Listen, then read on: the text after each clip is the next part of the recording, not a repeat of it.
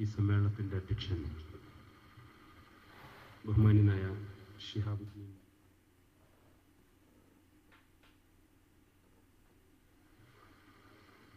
ഇവിടെ പ്രഭാഷണം നിർവഹിച്ച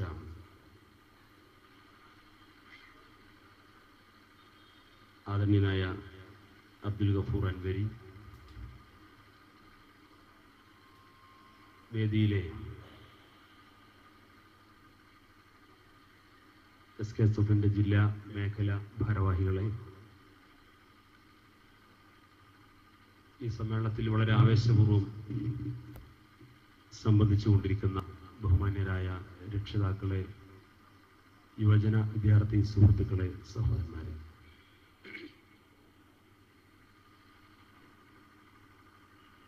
സുഗതങ്ങളുടെ സമുദ്ധരണത്തിന് എന്ന വളരെ കാലിക പ്രസക്തമായ മുദ്രാവാക്യം ഉയർത്തിപ്പിടിച്ചുകൊണ്ട് നമ്മുടെ സംസ്ഥാനത്തുടനീളം ഇതേപോലെയുള്ള മേഖലാ സമ്മേളനങ്ങൾ നടന്നു വരികയാണ്. സമസ്ത കേരള ജമിയത്തുലമയെക്കുറിച്ചും അതിൻ്റെ പ്രധാന പോഷക ഘടകമായ SKSFനെ കുറിച്ചും കേരളീയ പൊതുസമൂഹത്തിനിടയിൽ ഒരു പരിചയപ്പെടുത്തലിന്റെ ആവശ്യമില്ലാത്ത വിധം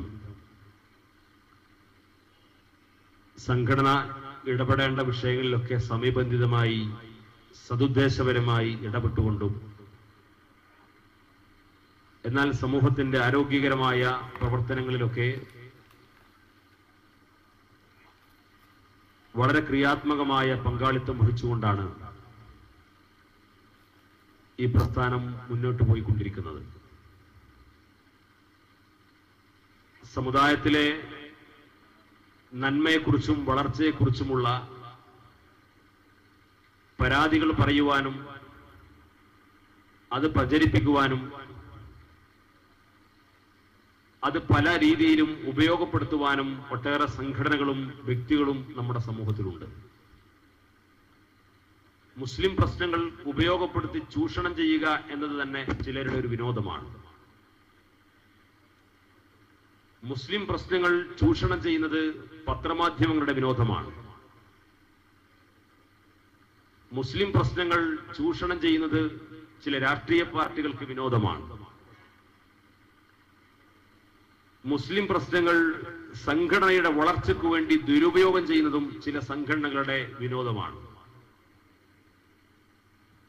എന്നാൽ അതിനപ്പുറം മുസ്ലിം സമൂഹത്തിന്റെ പ്രശ്നങ്ങളെ കണ്ടെത്താനും തിരിച്ചറിയാനും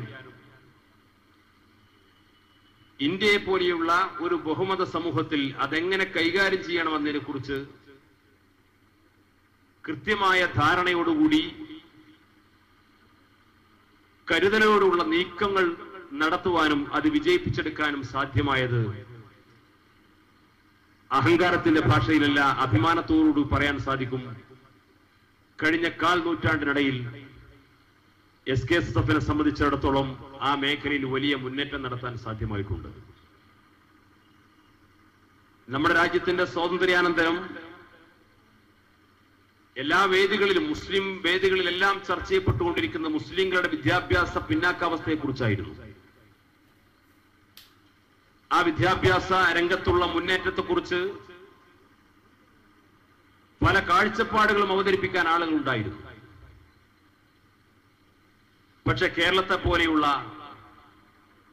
സ്വാതന്ത്ര്യ സമര മേഖലയിലൊക്കെ വലിയ പങ്കാളിത്തം വഹിക്കാനും ഭൗതികമായ വലിയ നഷ്ടങ്ങൾ സംഭവിക്കുകയും ചെയ്ത ഈ സമൂഹത്തിനിടയിൽ അവരുടെ മതവിശ്വാസവും മതപരമായ സംസ്കാരവും കാത്തു സൂക്ഷിച്ചുകൊണ്ട് തന്നെ ഈ സമുദായത്തിന്റെ ആരോഗ്യകരമായ ഉയർത്തെഴുന്നേൽപ്പിനു വേണ്ടി വലിയ പ്രവർത്തനങ്ങൾ കാഴ്ചവെക്കാനും അതിന്റെ നേട്ടങ്ങൾ കൊയ്തെടുക്കാനും കേരളത്തിലെ മുസ്ലിം സമൂഹത്തിനിടയിൽ സാധ്യമായത് സമസ്ത കേരള ജമിയത്തുലമക്കാണ്.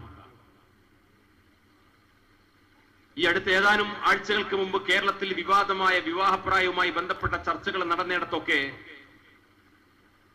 മുസ്ലിം പെൺകുട്ടികളുടെ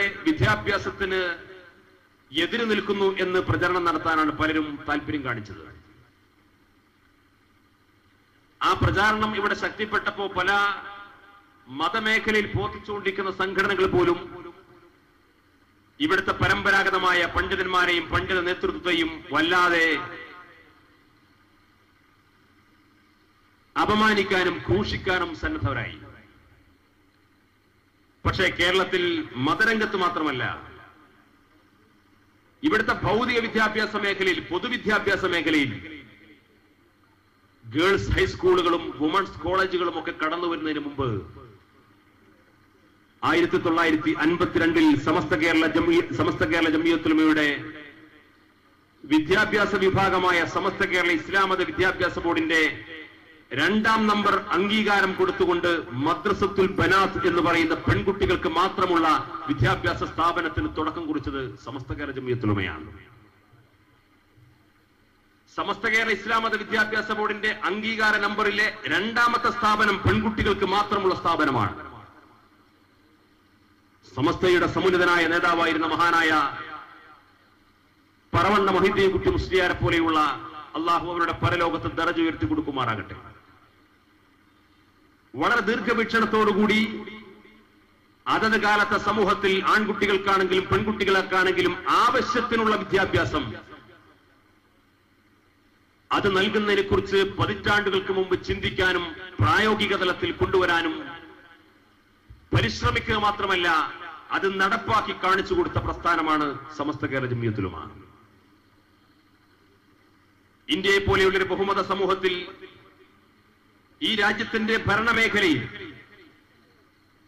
കേവലം ചില സർക്കാർ ഉദ്യോഗങ്ങൾ കൊണ്ടായില്ല ഈ രാജ്യത്തിന്റെ ഭരണമേഖലയിൽ ഈ സമുദായത്തിന് പ്രാതിനിധ്യം ഉണ്ടാകുന്ന ഒരു കാലത്ത് മാത്രമേ ഈ സമുദായത്തിന് വേണ്ടത്ര നീതി ലഭ്യമാവുകയുള്ളൂ എന്ന് തിരിച്ചറിവുണ്ടായപ്പോഴാണ് മതബോധത്തിൽ അധിഷ്ഠിതമായ വിദ്യാഭ്യാസത്തെക്കുറിച്ച് ചിന്തിക്കാനും, അത് കേവല വിദ്യാഭ്യാസവും അറിവും മാത്രം പോരാ, ഈ രാജ്യത്തിന്റെ പ്രധാനപ്പെട്ട കീ പോയിന്റുകൾ കൈയടക്കുന്ന തലത്തിലേക്ക് മുസ്ലിം സമൂഹത്തെ വളർത്തിയെടുക്കാൻ ആവശ്യമായ പരിശ്രമം തുടങ്ങിയത്.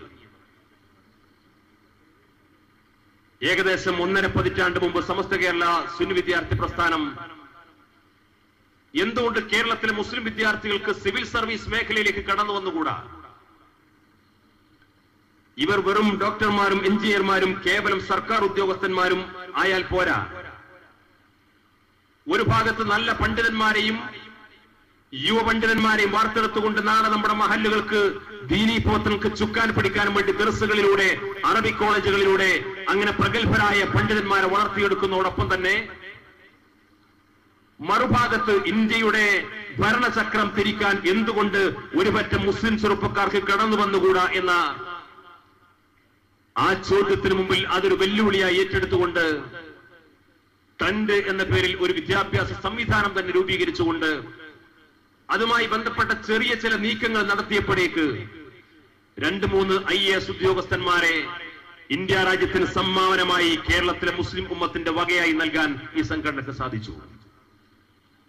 അപ്പോൾ പലരും ചോദിച്ചു, നിങ്ങൾക്ക് ഈ മേഖലയിൽ ഇതിനേക്കാൾ ചെയ്യാൻ സാധിക്കും, നിങ്ങൾക്ക് ഈ വിഷയത്തിൽ ഒരുപാട് മുന്നോട്ട് പോകാൻ സാധിക്കും, ജനങ്ങളുടെ പിന്തുണയുണ്ടാകും, അതുകൊണ്ട് 2-3 IAS ഉദ്യോഗസ്ഥന്മാരിൽ ഒതുക്കിക്കൂടാ ഈ രാജ്യത്തിന്റെ ഭരണചക്രം തിരിക്കുന്നിടത്ത് കേരളത്തിൽ മുസ്ലിം സമൂഹത്തിന്റെ വലിയ പ്രാതിനിധ്യം ഉണ്ടാകുന്ന തലത്തിലേക്കുള്ള വലിയ മുന്നേറ്റത്തിന് നിങ്ങൾക്ക് തുടക്കം കുറിക്കാൻ സാധിക്കണം. സമസ്ത കേരള സുന്നി വിദ്യാർത്ഥി പ്രസ്ഥാനം ഇന്ന് 300 വിദ്യാർത്ഥികൾക്കാണ് സിവിൽ സർവീസ് മേഖലയിൽ പരിശീലനം നൽകിക്കൊണ്ടിരിക്കുന്നത്. 300 വിദ്യാർത്ഥികൾക്ക് സിവിൽ സർവീസ് മേഖലയിൽ പരിശീലനം നൽകിക്കൊണ്ടിരിക്കുമ്പോ 4-5 വർഷം കഴിയുമ്പോൾ ഈ വിദ്യാർത്ഥികൾ അവരുടെ ഉപരിപഠനം പൂർത്തീകരിച്ച് സിവിൽ സർവീസ് കോച്ചിംഗ് പൂർത്തീകരിച്ചുകൊണ്ട് അതിന്റെ പ്രിലിമിനറി പരീക്ഷ പാസ്സായി IAS നേടുന്ന ഒരു തലത്തിലേക്ക് എത്തുമ്പോൾ ഈ 300 വിദ്യാർത്ഥികൾക്കിടയിൽ 10% ആൾക്കെങ്കിലും കടന്നു വരാൻ സാധിക്കുമെങ്കിൽ കേരളത്തിലെ മുസ്ലിം ഉമ്മത്തിന്റെ സംഭാവനയായി 30 IAS ഓഫീസർമാരെ ഈ സംഘടനക്ക് സംഭാവന ചെയ്യാൻ കഴിയുന്ന ഒരു തലത്തിലേക്ക് വളർത്തിക്കൊണ്ടുവരാൻ സാധിക്കും. അള്ളാഹു തൗഫീഖ് നൽകുമാറാകട്ടെ. ഇങ്ങനെ വിദ്യാഭ്യാസ മേഖലയിൽ മതബോധത്തോടുകൂടി ഒരുപറ്റം ചെറുപ്പക്കാരെ ഈ രാജ്യത്തിന്റെ ഭരണചക്രം തിരിക്കാവുന്ന തലത്തിലേക്ക് വളർത്തിക്കൊണ്ടുവരാനുള്ള പരിശ്രമം ഒരു ഭാഗത്ത് ഈ സംഘടന നടത്തിക്കൊണ്ടിരിക്കുന്നു. മറുഭാഗത്ത് നമ്മുടെ ദിർസ് അറബി കോളേജ് ഉൾപ്പെടെയുള്ള മതകലാലയങ്ങൾ പഠിച്ചുകൊണ്ടിരിക്കുന്ന വിദ്യാർത്ഥികളെ അവർ മതപരമായ അറിവുകൾ നേടിയാൽ മാത്രം പോരാ, നാളെ അത് സമൂഹത്തിൽ ഉപയോഗപ്പെടുത്തുന്ന രീതിയിൽ ഈ കാലഘട്ടത്തിന്റെ പുതിയ ചുറ്റുപാടുകൾക്കനുസരിച്ചുകൊണ്ട് ഇസ്ലാമിക പ്രബോധന മേഖലയിൽ അവരുടെ കർമ്മശേഷിയെ എങ്ങനെ ഉപയോഗപ്പെടുത്താൻ സാധിക്കുമെന്നതിനെ കുറിച്ച് അതിനാവശ്യമായ രൂപരേഖകൾ തയ്യാറാക്കിക്കൊണ്ട് ആ ചെറുപ്പക്കാരെയും വിദ്യാർത്ഥികളെയും ആ യുവ പണ്ഡിതന്മാരെ ആ മേഖലയ്ക്ക് വളർത്തിയെടുക്കാൻ വേണ്ടി ത്വലബ വിങ് എന്ന് പറയുന്ന ഒരു വിങ് തന്നെ രൂപീകരിച്ചുകൊണ്ട് അതിനാവശ്യമായ കർമ്മ പദ്ധതികൾ ആവിഷ്കരിച്ചുകൊണ്ട് അവരെ ആ മേഖലയിൽ പരിശീലനം നൽകിക്കൊണ്ടിരിക്കുന്നു. നമ്മുടെ ധാരാളം വിദ്യാർത്ഥികൾ ഇവിടുത്തെ ഭൗതിക കലാലയങ്ങൾ പഠിക്കുന്നവരാണ്. ഹൈസ്കൂളുകളിലും ഹയർ സെക്കൻഡറി സ്കൂളുകളിലും കോളേജ് തലങ്ങളിലും ഒക്കെ പഠിച്ചുകൊണ്ടിരിക്കുന്ന വിദ്യാർത്ഥികൾക്ക് നന്മയും സദാചാരവും ഉപദേശിക്കാൻ ആരും ആ കേന്ദ്രങ്ങളിലില്ല. അവർ പഠിച്ചുകൊണ്ടിരിക്കുന്ന പാഠഭാഗങ്ങളിലൂടെ നന്മയും തിന്മയും വേർതിരിച്ചറിയാവുന്ന ഒരു അധ്യാപനങ്ങളും അവിടുന്ന് ലഭ്യമല്ല.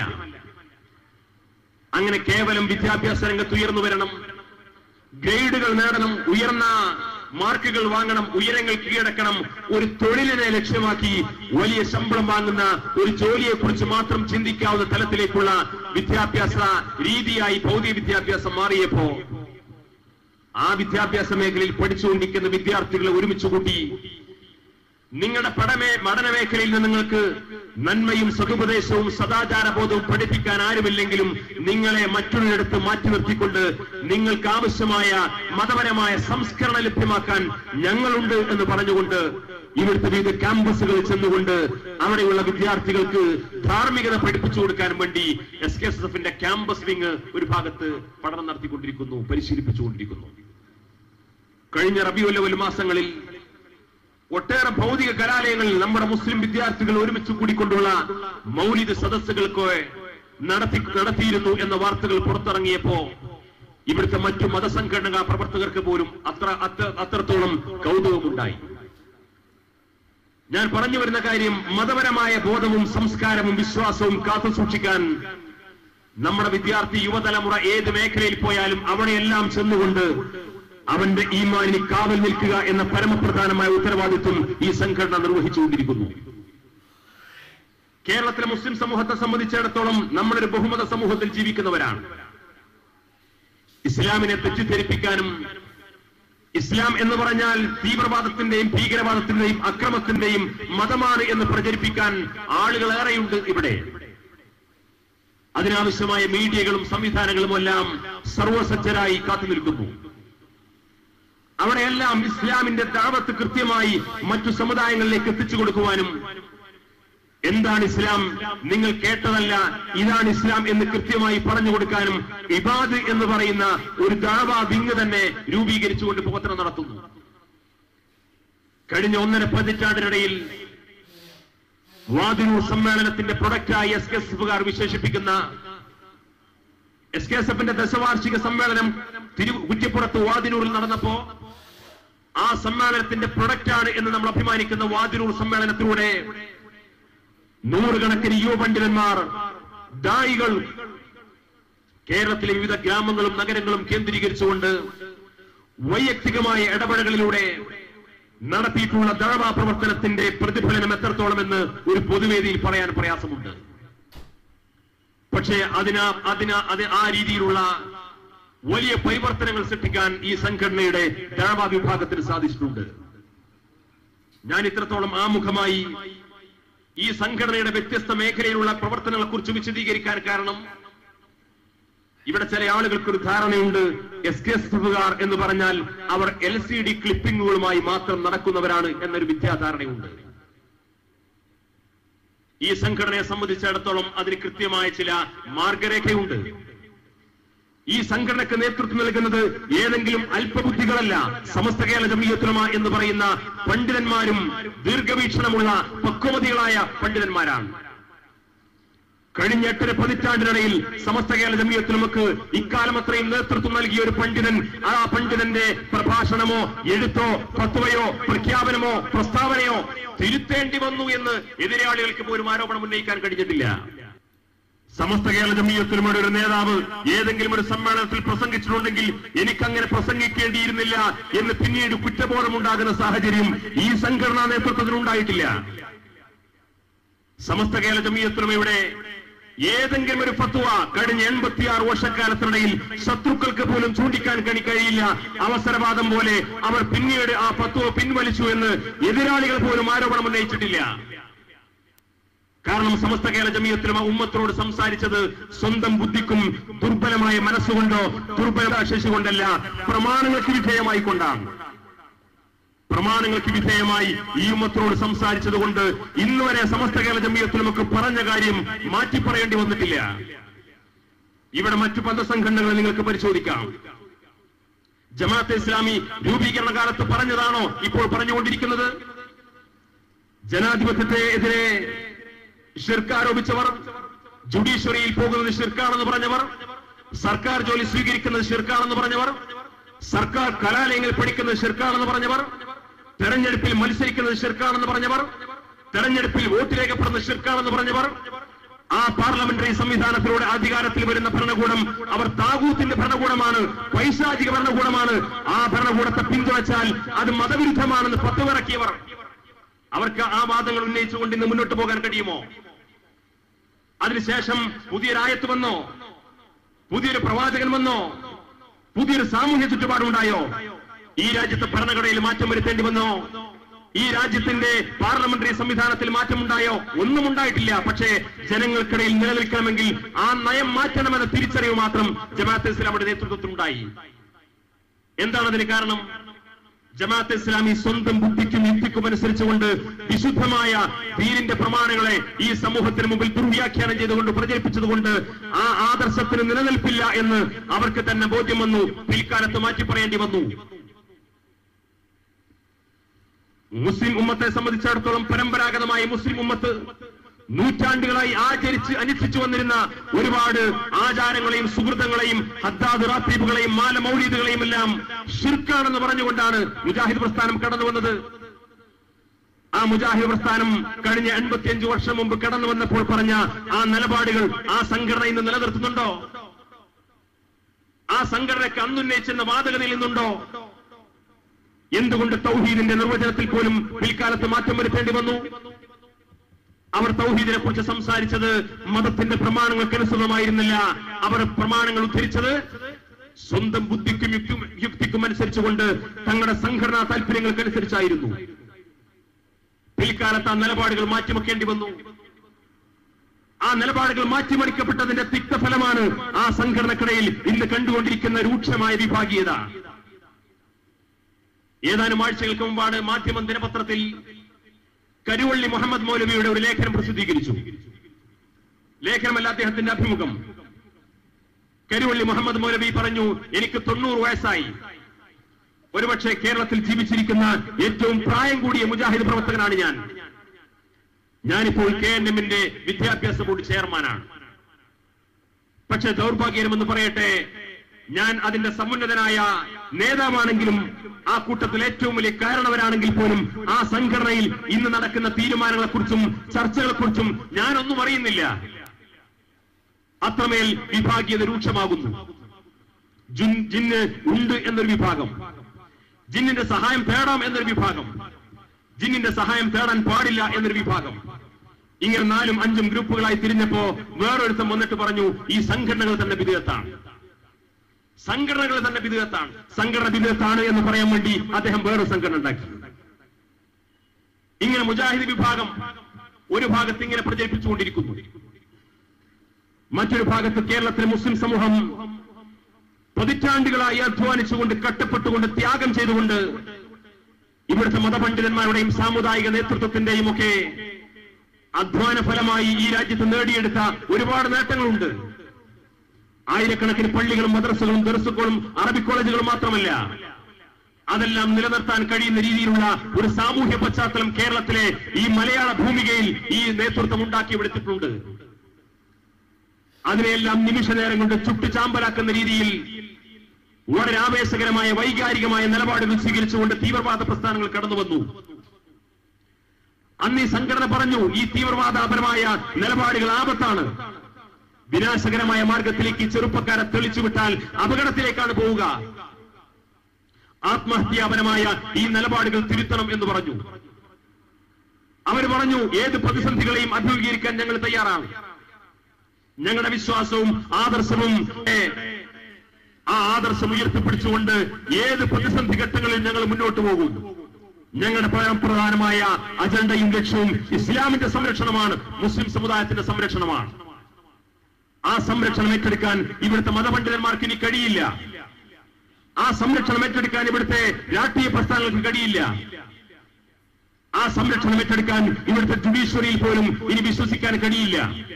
കാരണം ഇവിടുത്തെ മഹാഭൂരിപക്ഷം ആളുകളും നമ്മുടെ ശത്രുചേരിയിലാണ് എന്ന് പറഞ്ഞുകൊണ്ട് ബഹുമത സമൂഹത്തിൽ ഉന്നയിക്കാൻ പാടില്ലാത്ത അപകടകരമായ മുദ്രാവാക്യം ഉയർത്തിപ്പിടിച്ചുകൊണ്ട് NDF പോലെയുള്ള തീവ്രവാദ പ്രസ്ഥാനങ്ങൾ കടന്നു വന്നു.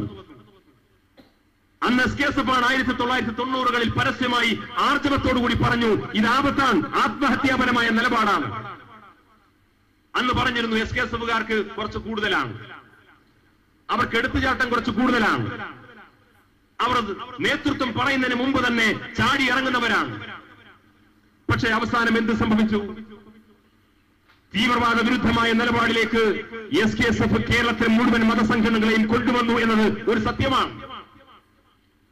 സമസ്ത കേരള സുന്നി വിദ്യാർത്ഥി പ്രസ്ഥാനം ഈ നിലപാടുകൾ പരസ്യമായി തുറന്നു പറഞ്ഞപ്പോ ഇവിടുത്തെ മറ്റു മതസംഘടനകൾ നേതൃത്വം പോലും അടക്കം പറഞ്ഞിരുന്നു, അങ്ങനെ പരസ്യമായി വിമർശിക്കണ്ട, എന്തായാലും ഒരു 10 ചെറുപ്പക്കാർ എല്ലാ നാട്ടിലും വേണ്ടേ, അതുകൊണ്ട് അങ്ങനെ പരസ്യമായിട്ട് വിമർശിക്കണ്ട എന്ന് പറഞ്ഞു. പക്ഷെ പിൽക്കാലത്ത് എന്തായി? ഇവിടെ കൈവെട്ടലും കാൽവെട്ടലും കൊലപാതകങ്ങളും കേരളത്തിലെ പൊതുസമൂഹം നേരിട്ട് കാണാനും അനുഭവിക്കാൻ തുടങ്ങി. ഇത് അനുഭവിക്കാൻ തുടങ്ങിയപ്പോ സ്വാഭാവികമായും എല്ലാവരും തിരിച്ചറിഞ്ഞു ഇത് അപകടകരമാണ്. ഈ അപകടം കൃത്യമായി തിരിച്ചറിഞ്ഞപ്പോ കേരളത്തിൽ മുഴുവൻ മതസംഘടനകളും രാഷ്ട്രീയ പാർട്ടികളും ഉൾപ്പെടെ അവിടെ മൗനം വെടിഞ്ഞുകൊണ്ട് സമസ്ത കേരള സുന്നി വിദ്യാർത്ഥി പ്രസ്ഥാനം പറഞ്ഞ ആ നയപരമായ ആ നിലപാടിലേക്ക് മുഴുവൻ ആളുകൾക്കും എത്തേണ്ടി വന്നു. ഇന്ന് എവിടെ എത്തിയെന്ന് ചോദിച്ചാൽ, കേരളത്തിലെ മുസ്ലിം സമൂഹത്തിന്റെ ഒരു പൊതുപ്രശ്നം ചർച്ച ചെയ്യാൻ വേണ്ടി പാണക്കാട് സയ്യിദ് മുഹമ്മദ് അലി ശിഹാബ് തങ്ങൾ നേരത്തെയും ഇപ്പോൾ പാണക്കാട് സയ്യിദ് ഹൈദർ അലി ശിഹാബ് തങ്ങളും ഒരു യോഗം വിളിച്ചു ചേർത്താൽ ആ യോഗത്തിൽ തീവ്രവാദ പശ്ചാത്തലമുള്ള സംഘടനകൾക്ക് പ്രവേശനമില്ല എന്ന് ഏകകണ്ഠമായി പറയുന്ന ഒരു തലത്തിലേക്ക് കേരളത്തിലെ മുഴുവൻ മതസംഘടനകളും എത്താനുള്ള കാരണം ഈ തീവ്രവാദ വിരുദ്ധമായ നിലപാടുകളിലേക്ക് കേരളത്തിലെ പൊതുസമൂഹത്തെ ബോധവൽക്കരിച്ചുകൊണ്ട് കൊണ്ടെത്തിക്കാൻ സമസ്ത കേരള ജമിയത്തുൽ ഉലമയുടെ കീഴ്ഘടകമായ സമസ്ത കേരള സുന്നി വിദ്യാർത്ഥി പ്രസ്ഥാനത്തിന് സാധ്യമായതുകൊണ്ടാണ്. ആ സംഘടന ഇന്ന് എവിടെ എത്തി? അവർക്ക് അവിടെ യഥാർത്ഥ അജണ്ടകൾ പരസ്യമായി പറയാൻ ധൈര്യമുണ്ടോ? അവർ നടത്തിക്കൊണ്ടിരിക്കുന്ന വർഗീയമായ കലാപങ്ങൾ ഇവിടെ വലിയ നിയമപരമായ പ്രശ്നങ്ങളും ആ സംഘടന നിരോധിക്കുന്ന സാഹചര്യത്തിലേക്ക് പോലും എത്തുമോ എന്ന് തിരിച്ചറിഞ്ഞപ്പോ അവർ സ്വന്തമായി രാഷ്ട്രീയ പാർട്ടി രൂപീകരിച്ചുകൊണ്ട് രംഗത്ത് വന്നു. രാഷ്ട്രീയ പാർട്ടി രൂപീകരിച്ചുകൊണ്ട് രംഗത്ത് വന്നു എന്ന് മാത്രമല്ല, ഇവിടെ ഒരു മതസംഘടനയുടെ ശുപാർശയില്ലാതെ, ഇവിടെ രാഷ്ട്രീയ പാർട്ടിയുടെയും ഒത്താശയില്ലാതെ മുസ്ലിം സമൂഹത്തിനിടയിൽ അള്ളാഹുവിന്റെ മാർഗത്തിൽ ജിഹാദ് ചെയ്തുകൊണ്ട് രക്തസാക്ഷിത്വം വരിച്ചുകൊണ്ട് ഈ സമുദായത്തിന്റെ ആത്മാഭിമാനം കാത്തു സംരക്ഷിക്കുമെന്ന് പറഞ്ഞ സംഘടന അത്തരത്തിലുള്ള ഭീകര തീവ്രവാദ സംഘടനകളെ പിടിച്ചു കിട്ടാൻ വേണ്ടി ഈ രാജ്യത്തെ കേന്ദ്ര ഗവൺമെന്റ് UAPA എന്ന് പറയുന്ന ഒരു നിയമം കൊണ്ടുവന്നു. ആ നിയമത്തിന്റെ കീഴിൽ ഈ രാജ്യത്തെ കേരളത്തിലെ സംസ്ഥാനത്തിലുള്ള ചില NDF-ന്റെ പോപ്പുലർ ഫ്രണ്ടിന്റെ പ്രവർത്തകന്മാർ അറസ്റ്റ് ചെയ്യപ്പെടുന്ന സാഹചര്യമുണ്ടായി. ഇവിടെ എന്ത് പ്രതിസന്ധി വന്നാലും, എന്ത് ആരോപണങ്ങൾ വന്നാലും, ഏത് പ്രചാരണങ്ങൾ നടന്നാലും ഇവിടുത്തെ മതസംഘടനകളെയോ ഇവിടുത്തെ രാഷ്ട്രീയ പാർട്ടികളെയോ ആരുടെയും ശുപാർശയില്ലാതെ ഞങ്ങൾ അള്ളാഹുവിന്റെ മാർഗത്തിൽ ജിഹാദ് ചെയ്തുകൊണ്ട് ഞങ്ങളുടെ അവകാശം സംരക്ഷിച്ചുകൊണ്ട് മുന്നോട്ട് പോകും എന്ന് പറഞ്ഞ അവർ UAPA എന്ന് പറയുന്ന ഭീകരമായ നിയമത്തിന് കീഴിൽ അവരുടെ പ്രവർത്തകർ അറസ്റ്റ് ചെയ്യപ്പെടുന്ന സാഹചര്യം ഉണ്ടായപ്പോ എഴുതിയില്ലേ SKSF-ന്റെ സംസ്ഥാന കമ്മിറ്റി ഉൾപ്പെടെയുള്ള ഇവിടുത്തെ മതസംഘടനകൾക്ക് ഇവർ കത്തെഴുതിയില്ലേ? ഞങ്ങൾ ഇങ്ങനെ ഒരു പ്രതിസന്ധിയിലാണ്, ഈ പ്രതിസന്ധിക്ക് പരിഹാരം കാണാൻ നിങ്ങളും കൂട്ടായി പരിശ്രമിക്കണം, നിങ്ങളും അതിന്റെ സമരത്തിൽ സഹകരിക്കണം, നിങ്ങളും ഈ അപകടത്തിൽ നിന്ന്, ഈ നിയമത്തിൽ നിന്ന് നമ്മുടെ പ്രവർത്തകരെ രക്ഷപ്പെടുത്താൻ വേണ്ടി നിങ്ങളും സമരരംഗത്തേക്ക് വരണം. ഞങ്ങൾ സമരം നടത്തുമ്പോൾ അവിടെ ആശംസ പറയാനെങ്കിലും നിങ്ങളുടെ ഒരു പ്രതിനിധി ഉണ്ടാകണം എന്ന് പറയേണ്ട ഒരു സാഹചര്യം ഉണ്ടായില്ലേ? ഇന്ന് എവിടെ എത്തിയിരിക്കുന്നു? അവരൊരു പൊതുപത്രം എന്ന രീതിയിൽ അവിടെ ഒരു ദിനപത്രം തുടങ്ങി. ആ ദിനപത്രം നടത്തുന്ന ആളുകളുടെ തീവ്രവാദ പശ്ചാത്തലം, ഇവിടുത്തെ സർക്കാർ തിരിച്ചറിയുകയും ആ പത്രത്തിലേക്ക് സർക്കാർ പരസ്യങ്ങൾ ഇനി നൽകിയില്ല എന്ന് ഇവിടുത്തെ ഗവൺമെന്റ് പോലും തീരുമാനിക്കുന്ന സാഹചര്യം ഉണ്ടായപ്പോ ഇവിടുത്തെ മറ്റു മതസമുദായങ്ങളെയും മറ്റു രാഷ്ട്രീയ സംഘടനകളെയും മതസംഘടനകളെയും കൂട്ടുപിടിച്ചുകൊണ്ട് ഒരു പരസ്യം ലഭ്യമാകുന്നതിന് വേണ്ടി പോലും അത്തരത്തിലുള്ള പ്രശ്നങ്ങളെ പോലും പരിഹരിക്കാൻ മറ്റുള്ളവരുടെ സഹായം തേടേണ്ട ഒരവസ്ഥയിലേക്ക് സംഘടന എത്തിയെങ്കിൽ ഇവരാണോ മുസ്ലിം സമുദായത്തിനു വേണ്ടി ജിഹാദ് ചെയ്യുന്നവർ? ഇവർക്ക് എങ്ങനെ സമുദായത്തെ സംരക്ഷിക്കാൻ കഴിയും?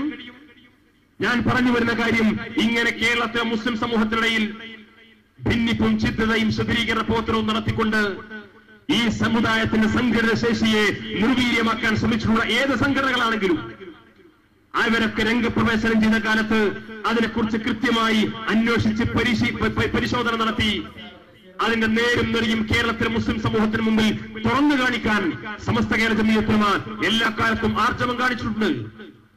കേസവിവാദവുമായി ബന്ധപ്പെട്ട് അടുത്ത കാലത്ത് വന്ന ഒരു വിവാദമുണ്ടായപ്പോ സമസ്ത കേരള ജംഇയ്യത്തുൽ ഉലമക്ക് ആ വിഷയവുമായി ഒരു പ്രസ്താവനയാക്കേണ്ടി വന്നിട്ടുള്ളൂ.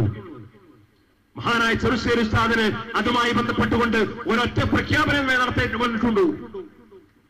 ഈ വിവാദമുടി അന്ന് വ്യാജമുടി എന്ന് പറഞ്ഞില്ല. ഈ വിവാദമുടി റസൂലുള്ളാഹി സ്വല്ലല്ലാഹു അലൈഹി വസല്ലം തങ്ങളുടേതാണെന്ന് ആധികാരികമായി സ്ഥിരീകരിക്കപ്പെടുന്നതുവരെ ഇതുമായി ബന്ധപ്പെട്ട ചൂഷണത്തിൽ ആരും വഞ്ചിതരാകരുത് എന്ന് മഹാനായ ചെറുശ്ശേരി ഉസ്താദ് സമസ്ത കേരള ജംഇയ്യത്തുൽ ഉലമയുടെ മുശാവറയുടെ തീരുമാനമായി കേരളത്തിലെ മുസ്ലിം ഉമ്മത്തിനോട് ആഹ്വാനം ചെയ്യപ്പെട്ട ആ നിമിഷം മുതൽ ഇത് കൊണ്ടു നടക്കുന്നവരുടെ സംഘടന പോലും അതിനെ ന്യായീകരിക്കാൻ മുന്നോട്ട് വന്നില്ല. എന്താ കാര്യം? അവർക്കറിയാം സമസ്ത കേരള ജംഇയ്യത്തുൽ ഉലമ ഇതിനെക്കുറിച്ച് ഇത്രമേൽ ചോദ്യം ചെയ്യപ്പെടുമ്പോ, ഇതിന്റെ ആധികാരികത ചോദ്യം ചെയ്യപ്പെടുന്ന ഒരു സാഹചര്യം ഉണ്ടെങ്കിൽ ഇതിലെന്തോ കാര്യമുണ്ട്. സമസ്ത കേരള ജംഇയ്യത്തുൽ ഉലമയുടെ വിശ്വാസ്യത അത്രമേൽ ഈ ജനങ്ങൾക്കിടയിൽ അംഗീകാരം ലഭ്യമായതാണ്.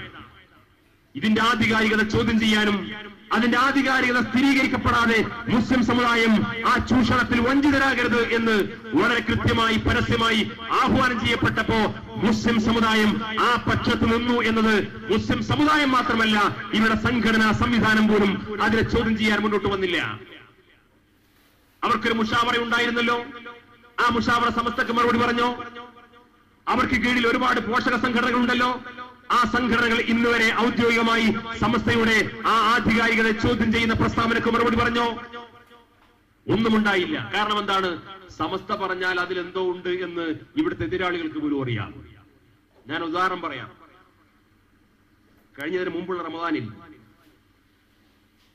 റമദാനിലെ അവസാനത്തെ ദിവസം നാളെ പെരുന്നാളാകുമോ എന്ന് ആളുകൾ അന്വേഷിച്ചുകൊണ്ടിരിക്കുന്ന ഒരു ദിവസം മുജാഹിദ് വിഭാഗം കണക്ക് പ്രകാരം പിറ്റേ ദിവസം മാസം ഉറപ്പിച്ചിട്ടുണ്ട്.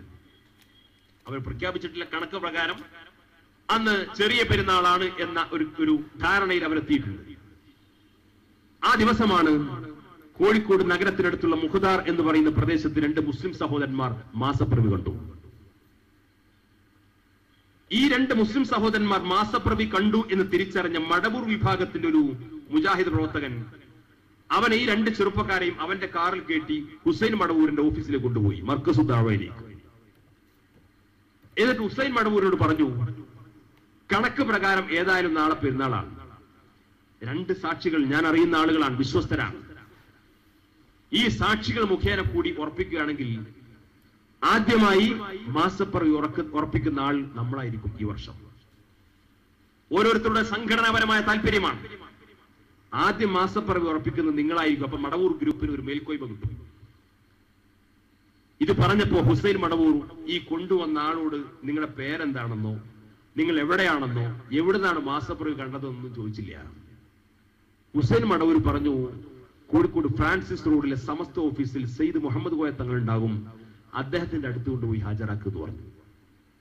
ഹുസൈൻ മടവൂരിനറിയാം ഞാൻ പെരുന്നാൾ ഉറപ്പിച്ചാൽ ആ പെരുന്നാളൊന്നും സ്വീകരിക്കപ്പെടാൻ ആരെ കിട്ടൂല. അത് കേരളത്തിലെ മുസ്ലിം സമൂഹത്തിനിടയിലുള്ള വിശ്വാസ്യതയാണ്. അത് എതിരാളികൾ പോലും അംഗീകരിക്കുന്ന കാര്യമാണ്. ഈ മുടിയുടെ ആധികാരികത സ്ഥിരീകരിക്കണം, അല്ലാതെ അതുമായി ബന്ധപ്പെട്ട കാര്യങ്ങളിൽ വഞ്ചിതരാകരുതെന്ന് സമസ്ത പറഞ്ഞപ്പോ വിഘടിത വിഭാഗത്തിൽപ്പെട്ട മുഷാവറക്കും അവരുടെ പോഷക സംഘടനക്കും തോന്നി സമസ്ത എത്രത്തോളം പറഞ്ഞിട്ടുണ്ടെങ്കിൽ ഇതിലെന്തോന്നുണ്ട്. ഇപ്പോൾ മനസ്സിലായില്ലേ? ഇപ്പോൾ മനസ്സിലായി എന്ന് മാത്രമല്ല, ഇത് ഒരു കൗതുകകരമായ ഒരു സാഹചര്യമാണ്. നവംബർ മാസം കഴിഞ്ഞ് ഡിസംബറിലേക്ക് എത്തുകയാണ്. 2013 ഡിസംബറിന്റെ പ്രത്യേകത, മഹാനായ റഈസുൽ മുഹഖിഖീൻ കണ്ണിയത്ത് ഉസ്താദ് ഈ വിഭാഗത്തെ മുഖം കെടുത്തണേ എന്ന് പ്രാർത്ഥിച്ചതിന്റെ 25 വർഷം തികയുകയാണ്. 25 വർഷം തികയുകയാണ്. ആ 25 വർഷത്തിനിടയിൽ ഒരു സംഘടന എത്രത്തോളമായി, എത്രത്തോളം മുഖം കെട്ട്, എത്രത്തോളം നിന്ദ്യരാവാൻ കഴിയും, അതിന്റെ ഏറ്റവും ഒടുവിലത്തെ ചില വളരെ പ്രധാനപ്പെട്ട നിമിഷങ്ങളാണ് ഇപ്പോൾ കടന്നുപോയിക്കൊണ്ടിരിക്കുക. ആ മുടി 2 കാലയളവിലായി എത്തിയ ആ 2 മുടിയും വ്യാജമാണെന്ന് സമസ്ത കേരള ജംഇയ്യത്തുൽ ഉലമ കേരളത്തിലെ പൊതുസമൂഹത്തിന് മുമ്പിൽ ആധികാരികമായി അത് വ്യാജമാണെന്ന് സ്ഥിരീകരിച്ചു കഴിഞ്ഞു. അവർക്കിടയിലുള്ള ആളുകളും സ്ഥിരീകരിച്ചു കഴിഞ്ഞു. ഇപ്പോൾ ആ സംഘടന പുതിയൊരു നിയമം കൊണ്ടുവന്നിരിക്കുന്നു, ഒരു നിലപാട് കൊണ്ടുവന്നിരിക്കുന്നു. കാന്തപുരം ഉസ്താദിന്റെ കൈവശമുള്ള അതിനെ ഷാർ മുബാറക്കാണെന്ന് വിശ്വസിക്കുന്നവർക്കും വ്യാജമുടിയാണെന്ന് വിശ്വസിക്കുന്നവർക്കും ഈ സംഘടനയിൽ നിലനിൽക്കാം എന്ന്. അപ്പൊ ആ സംഘടന നിലനിൽക്കണമെങ്കിൽ ഷാർ മുബാറക്കാന്ന് പറയണമെന്നില്ല. കാരണം മുഷാവറി തന്നെ അത് വ്യാജമുടിയാന്ന് പറയുന്നവരുണ്ട്. അപ്പൊ ആ മുടിയെ അംഗീകരിക്കലും അംഗീകരിക്കാതിരിക്കലും ആ സംഘടനയിൽ നിലനിൽക്കുന്നതുമായി ബന്ധപ്പെട്ട ഒരു മാനദണ്ഡമേ അല്ല എന്ന തലത്തിലേക്ക് എത്തിയിരിക്കുന്നു. അതിനുശേഷം ഇക്കഴിഞ്ഞ ആഴ്ച പുറത്തിറങ്ങിയ മാതൃഭൂമി ആഴ്ച പതിപ്പിൽ കാന്തൂർ എ പി അബൂബക്കർ മുസ്ലിയാർ, അദ്ദേഹം കളവ് പറയും എന്നൊക്കെ നമ്മൾ പറഞ്ഞു കേട്ടിട്ടുണ്ട്. അപൂർവമായിട്ട് അങ്ങനെ സംഭവങ്ങൾ ഉണ്ടായിട്ടുണ്ട്. പക്ഷെ ഇത്രത്തോളം പ്രകടമായി കളവ് പറയും എന്നത് നമ്മൾ അത്രത്തോളം നനച്ചിരുന്നില്ല. ഇക്കഴിഞ്ഞ മാതൃഭൂമി ആഴ്ചപ്പതിപ്പിന്റെ രക്കത്തിൽ ഇദ്ദേഹം ഒരു അഭിമുഖം കൊടുത്തിട്ടുണ്ട്. ആ അഭിമുഖത്തിൽ യാതൊരു സങ്കോചവുമില്ലാതെ അദ്ദേഹം പറയുന്നു, തിരുകേശം സൂക്ഷിക്കാൻ പള്ളി നിർമ്മിക്കും എന്ന് പറഞ്ഞ് ഞാൻ അങ്ങനെ പള്ളിനെ കുറിച്ച് പറഞ്ഞിട്ടില്ല. തിരുകേശ സൂക്ഷിപ്പിന് വേണ്ടി പള്ളി നിർമ്മിക്കുന്നു ഞാൻ പറഞ്ഞിട്ടില്ല. അങ്ങനെ പള്ളി നിർമ്മിക്കാൻ വേണ്ടിയിട്ട് ഞാൻ കാശും പിരിച്ചിട്ടില്ല. ഈ കൊണ്ടോട്ടിയിലടക്കം അദ്ദേഹം പണക്കിടിയാണെന്ന് പറഞ്ഞ് പിരിച്ചിരുന്നു. ഈ കാശ് കിട്ടിയെന്ന് വിചാരിച്ചിട്ട് എന്തെങ്കിലും പുല്ല് നിറച്ച് കൊണ്ടേ കൊടുത്താന്ന് അറിഞ്ഞൂടാ. ഉസ്താദിന് കാശ് കിട്ടുന്നുണ്ട് നാട്ടുകാരെ അറിയിക്കാൻ വേണ്ടിയിട്ട് അങ്ങനെ കൊണ്ടുപോയി കൊടുത്താന്ന് അറിഞ്ഞൂടാ. എന്തായാലും പരസ്യമായി കാശ് പിരിച്ചിട്ടുണ്ട്. പരസ്യമായി കാശ് പിരിച്ചു ഇദ്ദേഹം. നമ്മുടെ നാടുകളും ഗ്രാമങ്ങളും നഗരങ്ങളും കേന്ദ്രീകരിച്ചുകൊണ്ട് തിരുകേശ സൂക്ഷിപ്പിന് ഉത്തമ കേന്ദ്രം ഷാർ മുബാറക്ക് മസ്ജിദ് എന്ന് പറഞ്ഞുകൊണ്ട് കൂറ്റൻ ഫ്ലക്സ് ബോർഡുകൾ നാട് മുഴുവൻ പ്രചരിപ്പിച്ചു. എന്നിട്ട് ജനകീയ പങ്കാളിത്തത്തോടുകൂടി നിർമ്മിക്കുന്ന ഇന്ത്യയിലെ ഏറ്റവും വലിയ മസ്ജിദ് എന്നൊക്കെ പ്രചരിപ്പിച്ച് ആ പ്രചരണമൊക്കെ നടത്തി കാശൊക്കെ പിരിച്ച് ആ മനുഷ്യൻ പറയാണ്, സംഘടനയുടെ ഓഫീസിൽ നിന്ന് ആളില്ലാത്തൊരു പ്രസ്താവന വരികയാണെങ്കിൽ അതങ്ങനെ പറയാം. അല്ല, കൊണ്ടോട്ടി പോലീസ് സ്റ്റേഷനിൽ നിന്ന് ഒരു പോക്കറ്റ് അടിക്കാരനെ പിടിച്ച് SI 2 കുത്തുകുത്തിയപ്പോ അങ്ങനെ പോക്കറ്റ് അടിക്കാരൻ പറഞ്ഞതാണെങ്കിൽ ഒരു പോക്കറ്റ് അടിക്കാരനല്ലേ, അവരങ്ങനൊക്കെ പറയും എന്ന് വരുന്നതാണ്. തലപ്പാവും താടിയും വെച്ച് ഒരു വിഭാഗത്തിന്റെ ആത്മീയ നേതാവാണ് എന്ന് അഹങ്കരിക്കുന്ന 10-77 വയസ്സായ ഒരു മനുഷ്യൻ പറയാണ്, ഞാൻ അങ്ങനെ പള്ളി നിർമ്മിക്കുന്നു പറഞ്ഞിട്ടില്ല, അങ്ങനെ പള്ളിക്ക് വേണ്ടി ഞാൻ കാശ് പിരിച്ചിട്ടില്ല. ആ വൃത്തികേടുകൾ പറഞ്ഞുകൊണ്ടിരിക്കുമ്പോഴാണ് പ്രവാചകർ സല്ലല്ലാഹു അലൈഹി വസല്ലം തങ്ങളുടെ പേരിലാണല്ലോ ഈ വൃത്തികേടുകൾ. ആ വൃത്തികേടുകൾ പറഞ്ഞുകൊണ്ടിരിക്കുന്നതിനിടയിലാണ് ബഹുമാനപ്പെട്ട കസ്തൂരി രംഗം റിപ്പോർട്ട് കടന്നു വന്നത്. ഇത് മുസ്തഫ സഫിയാണ്. ഞാൻ പറഞ്ഞു വരുന്ന കാര്യം, ഈ രീതിയിലുള്ള പ്രചാരണങ്ങൾ നടന്നുകൊണ്ടിരിക്കുമ്പോഴാണ് കസ്തൂരി രംഗം റിപ്പോർട്ട് കടന്നു വന്നത്. കസ്തൂരി രംഗം റിപ്പോർട്ടിൽ പറഞ്ഞു, 5 ഏക്കറിലധികം വരുന്ന ഭൂമിയിൽ വലിയ ബിസിനസ് സമുച്ചയങ്ങളോ കെട്ടിടങ്ങളോ ടൗൺഷിപ്പുകളോ വ്യവസായശാലകളോ ഒന്നും സ്ഥാപിക്കാൻ പാടില്ല. അത്തരത്തിലുള്ള വലിയ ടൗൺഷിപ്പുകളോ മറ്റോ ഒന്നും ഉണ്ടാക്കാൻ പാടില്ല എന്ന് പറഞ്ഞുകൊണ്ട് കസ്തൂരി രംഗം റിപ്പോർട്ട് വന്നു. ഈ കസ്തൂരി രംഗം റിപ്പോർട്ട് ബാധിക്കുന്ന ഇന്ത്യയിലെ കേരളത്തിലെ 125 വില്ലേജുകളുടെ പേരുകൾ പുറത്തു വന്നു. ആ വില്ലേജുകളുടെ പേര് പുറത്തു വന്നപ്പോ ഉസ്താദിന്റെ നോളജ് സിറ്റി ഉണ്ടാക്കാൻ പോകുന്ന കോടഞ്ചേരി പഞ്ചായത്ത് ഓയിലുണ്ട്. ഇപ്പൊ എവിടെത്തി കാര്യങ്ങൾ? പള്ളി ഉണ്ടാക്കുന്ന മൂപ്പര് പറഞ്ഞിട്ടില്ല, പള്ളിക്ക് മൂപ്പര് കാശും പിരിച്ചിട്ടില്ല. ഇനി ടൗൺഷിപ്പ് ഉണ്ടാക്കുന്ന പറഞ്ഞെങ്കിൽ ടൗൺഷിപ്പ് ഉണ്ടാക്കാൻ കഴിയില്ലല്ലോ. ഇനി പണ്ട് മാള മെഡിക്കൽ കോളേജിന്റെ കാലത്ത് ചെയ്ത പോലെ ഡൽഹി പോയിട്ട്, കേരളത്തിൽ നിന്ന് പറയാൻ പറ്റില്ല, ഡൽഹി പോയിട്ട് ഒറ്റ പത്രസമ്മേളനം ഞാൻ വഞ്ചിക്കപ്പെട്ടു. ഞാൻ ഒരു ദിവസം നമുക്ക് കാത്തിരിക്കാം, അത് മിക്കവാറും ഡിസംബർ 23 മുമ്പ് ഉണ്ടാവും. ആ രീതിയിലാണ് കാര്യങ്ങൾ പോയിക്കൊണ്ടിരിക്കുന്നത്. കളവ് പറയുക എന്ന് പറഞ്ഞാൽ അതിൽ യാതൊരു ലജ്ജയുമില്ലാതെ നിരന്തരം കളവ് പറഞ്ഞു. കുറ്റിപ്പുറത്ത് 100 കോടിയിലധികം വരുന്ന വലിയ സാമ്പത്തിക തട്ടിപ്പുകൾ ഒരു മനുഷ്യൻ നടത്തിയപ്പോ ആ തട്ടിപ്പ് നടത്തിയതാരാണ്? അഖിലേന്ത്യാ സെക്രട്ടറിയാണ്. ഇദ്ദേഹത്തിന്റെ അഖിലേന്ത്യാ ഓർഗനൈസ് സെക്രട്ടറിയാണ് തട്ടിപ്പ് നടത്തിയത്. ഇക്കഴിഞ്ഞ ദിവസം അദ്ദേഹം വീണ്ടും അറസ്റ്റ് ചെയ്ത് ജാമ്യത്തിലിറങ്ങി മുങ്ങി രണ്ടാമത് തിരിച്ചു വന്നു. ഇപ്പൊ കോടതിയിൽ കീഴടങ്ങി. കോടതിയിൽ കീഴടങ്ങിയ ദിവസം അതിനുശേഷം ഇദ്ദേഹം കോഴിക്കോട്ട് ഒരു പത്രസമ്മേളനം നടത്തിയപ്പോ ഈ പത്രസമ്മേളനത്തിൽ പത്രക്കാർ ചോദിച്ചു, ഈ കുറ്റിപ്പുറത്ത് അറസ്റ്റ് ചെയ്ത അബ്ദുൽ നൂറുമായി നിങ്ങൾക്ക് ബന്ധമുണ്ട് എന്നൊരു പ്രചരണം ഉണ്ടല്ലോ. അപ്പൊ മൂപ്പര് ചോദിക്കുകയാണ്, ഈ കുറ്റിപ്പുറം എവിടെയാണ്? വീണ്ടും ചോദിച്ചു, അല്ല കുറ്റിപ്പുറത്ത് അബ്ദുൽ നൂറിനെ നിങ്ങൾ അറിയോ? അപ്പൊ മൂപ്പര് വീണ്ടും ചോദിക്കും, എന്താ നിങ്ങളെ കുട്ടിന്റെ പേരെന്താ പറഞ്ഞത്? മൂപ്പർക്ക് അറിയില്ല. ഇവർ ആദ്യം കേൾക്കുന്ന പേരാണ്. അബ്ദുൽ നൂറിനെ ഞാൻ അറിയില്ല. അബ്ദുൽ നൂറിനെ മൂപ്പര് അറിയോ അറിയില്ല എന്നുള്ള ഇനി ബാക്കി മുസ്തഫ സർ പറഞ്ഞുതരും. ഈ രീതിയിൽ ഈ ജാതി 100 കോടിയിലധികം വരുന്ന ഈ തട്ടിപ്പ് നടത്തി ആ തട്ടിപ്പിന്റെ എല്ലാ കഥകളും വെളിച്ചത്തായി. അതുമായി ബന്ധപ്പെട്ട എല്ലാ വാർത്തകളും പുറത്തു വന്ന്